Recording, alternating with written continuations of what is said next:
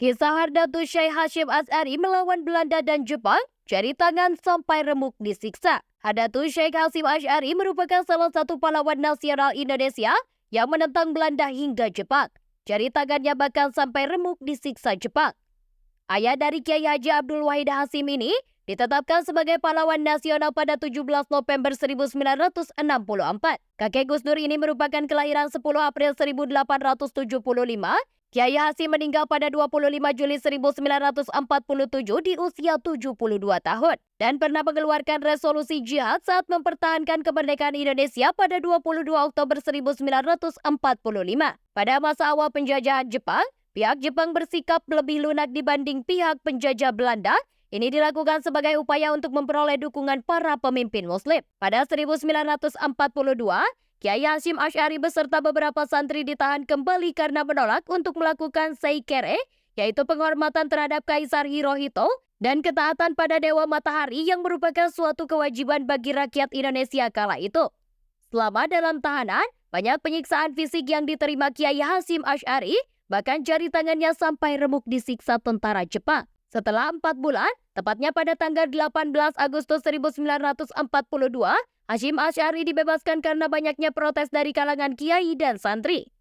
Meski mengalami beragam kekerasan di dalam penjara, tidak menyurutkan sedikit pun semangat Kiai Hashim menegakkan agama Allah dengan tetap melantunkan ayat suci Al-Quran dan mengulang hafalan hadis-hadis dalam kitab Al-Bukhari. Diriwayatkan oleh Komandan Hizbullah wilayah Jawa Tengah, Kiai Haji Saifuddin Juri saat berbincang dengan Kiai Haji Wahid Hasyim dalam sebuah kesempatan sesaat setelah Kiai Hashim Asy'ari dibebaskan oleh Jepang melalui diplomasi Kiai Haji Abdul Wahab Hasbullah dan Kiai Haji Wahid Hasyim sendiri. Kiai Hasyim menyebut ayahnya selama di penjara mampu menghatamkan Al-Quran dan kitab hadis di Al-Bukhari berkali-kali. Awalnya Kiai Hasyim dipenjara di Jombang lalu dipindahkan ke Mojokerto.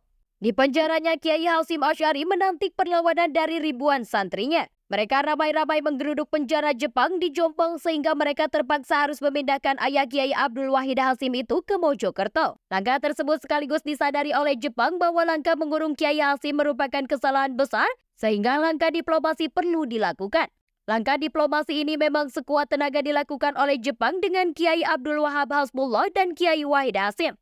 Di penjaranya Kiai Hasyim menjadi kekhawatiran tersendiri bagi Jepang akan munculnya perlawanan yang lebih besar bangsa Indonesia terhadap kolonialisme. Jepang memperoleh informasi yang salah ketika menuduh Kiai Hashim Asy'ari memobilisasi rakyat untuk melakukan pemberontakan di daerah Cukir sekitar Jombang. Akhirnya kesepakatan diperoleh, Jepang mau membebaskan Kiai Hashim Asy'ari dengan syarat ia mau diangkat sebagai Sumbu Buco, kepala jawatan agama yang dulunya dijabat oleh seorang Jepang Kolonel Hori. Disinilah politik kompensasi dilakukan oleh Jepang untuk menarik perhatian rakyat Indonesia karena Kiai Hasyim merupakan pengaruh yang sangat luas. Kiai Hasyim setuju dengan berbagai syarat. Perjuangan Kiai Hashim Asy'ari tidak saja melawan Jepang, namun juga melawan Belanda. Misalnya intel Belanda mengirim seorang pencuri untuk membuat keonaran di Tebu Ireng. Pencuri ini kemudian tertangkap dan dihajar oleh para santri hingga tewas.